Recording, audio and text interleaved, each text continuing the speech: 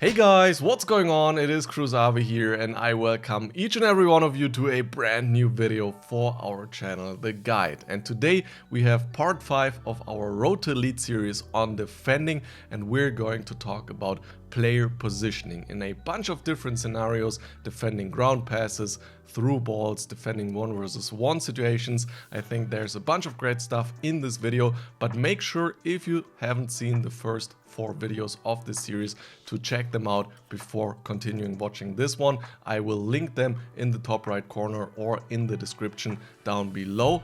And without further ado now, let's get right into the video. So, when it comes to player positioning, your goal is always to try and get as much as possible out of the defender you have selected. And that means defending as many options as possible to take them away from the opponent. And you also want to find the balance between safety, so defending the opponent's most dangerous options, and aggressiveness and pressure, because at the same time you don't want to give the opponent too much room on the ball so that he can do whatever he wants basically and has unlimited time. With defending normal ground passes, I want to discuss 2 major groups of situations. The first one being that you're covering the one passing option that the opponent has in the moment and that there are no really other options available. And this is an open door for you in order to be aggressive and put pressure on the ball at the same time. And the way you do that is that you first position in the passing lane, but you're not staying there passively waiting for the opponent to play into you, because good players are not going to do that. You want to position there, but at the same time move in closer towards the guy with the ball, so that if the opponent is not careful with his dribbling and prepares the pass by turning towards his player, you're then already close to him and can go for a tackle to win the ball. A variation to this is approaching the opponent in a way as if you're going to defend a certain pass, but anticipating that then he's not going to play that pass and instead will turn away from your player in order to create some space. And because you're anticipating that, you're not actually committing to the passing lane, but you're pre-moving towards the direction that you think the opponent's gonna turn. And then you go in with a tackle there. Once again, the keys to defending like this are that the opponent doesn't have a simple other passing option to simply play around your defender, and that you're getting close to the opponent so you're actually in reach for a tackle. So it only makes sense that the other group of situations I want to talk about are the ones in which these 2 things are not given. So you're far away from the guy with the ball, and if you would defend the passing lane aggressively, the opponent could simply play around your defender with 2 quick passes, form a triangle, and you would just lose that defender. In these spots, your approach should be different. Instead of aggressing the guy with the ball, you should defend more towards the receiver of the pass, so that if you're not able to intercept the pass right away, you can still put pressure on the attacker while he's receiving the pass, and you're still close and can still apply pressure with that same defender. You might remember this scene from the previous part of this series about defending the open player or space. And right here you can see that as long as the opponent has multiple passing options, I'm staying close to those passing options with my central midfielder in order to always be able to pressure them if the opponent decides for a pass to one of these attackers. And right here with Pogba, that's actually paying off, because instead of moving straight into the passing lane, I defend more towards the receiver, because the opponent has a triangle available here, so he could simply play a pass downwards and then towards his attacker, and if I commit too heavily for the pass here with Pogba, I would lose him and there would be a dangerous space opening up. But by moving straight down towards that attacker in the first place, when the ball actually gets played to him, I can pressure him while he's receiving the ball, and I'm able to tackle it out and win it back. Before we talk about defending runs, quick reminder guys that if you're looking to improve your FIFA game on a daily basis and you want to achieve those higher ranks in the weekend league for team of the season rewards right now, then you should definitely check out the Guide Plus, which is up and running since a couple of months now and creating an awesome community. On the Guide Plus, we release 4 articles and videos every single week featuring the newest meta gameplay tips, foot content, tactical information guides, as well as mentality tips, and you'll also be able to join our exclusive Discord server to chat with us, the creators of the guide, and other like-minded FIFA players who want to improve. Just recently, we released an article on anticipation in defense, which is another crucial factor when it comes to defender positioning. So if you're interested in that, then make sure to check out the Guide Plus, link in the description.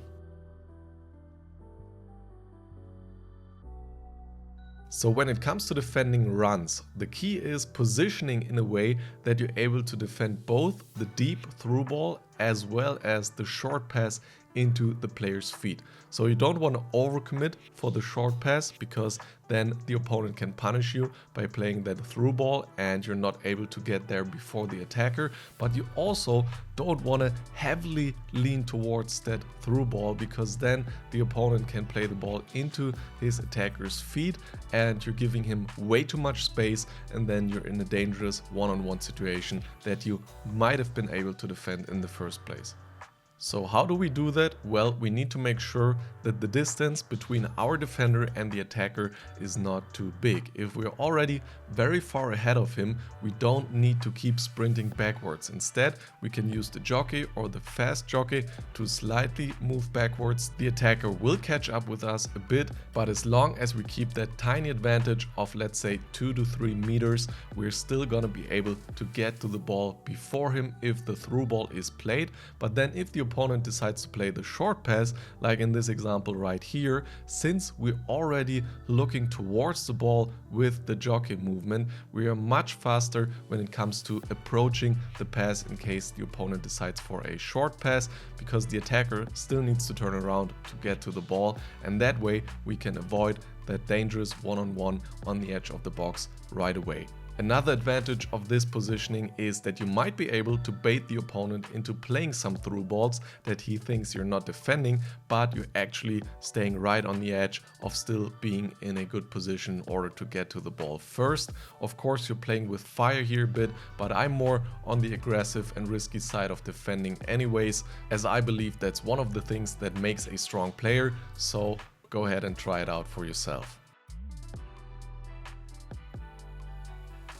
In one-on-one situations, no matter where they happen on the pitch, typically there are 2 options. Either the opponent continues to go straight and more towards the wing, or he's trying to cut inside. You could also say either he's trying to pass your defender on the right side or on the left side.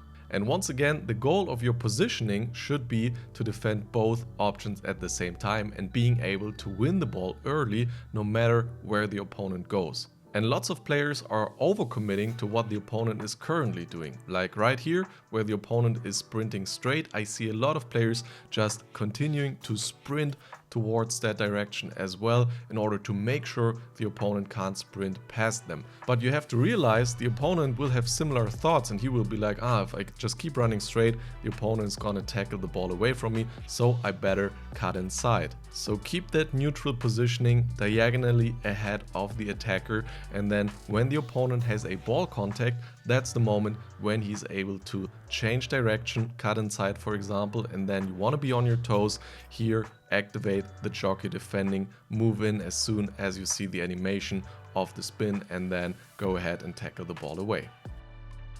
Never give too much respect to your opponent and position too far away. You always want to remain in range in order to punish the opponent for mistakes, like for example heavy ball contacts when dribbling and receiving the ball. Here I'm just staying close to Messi, the opponent receives the ball diagonally forward with a heavy touch, the ball is far away from him and he's never gonna be able to change direction before I tackle the ball away, so I move in and win it back.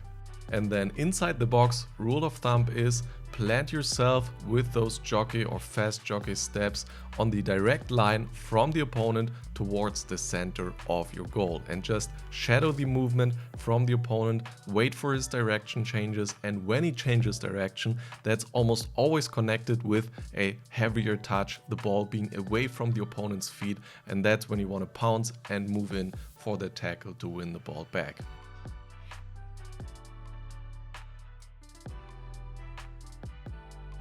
If you're already in a 1-on-2 situation, things can get pretty tricky because you only have that one defender available to defend the two options the opponent has, which are usually a pass towards his other attacker or continuing to dribble. My advice here is to defend rather passively because you want to delay the opponent's attack as long as possible, not give him the easy option of playing the pass right away. So first move your defender back, cover that run from the other player in order to buy your defense time to move back, stabilize, and often opponents get impatient, immediately play the deep through ball, and then you can just win the ball back right away.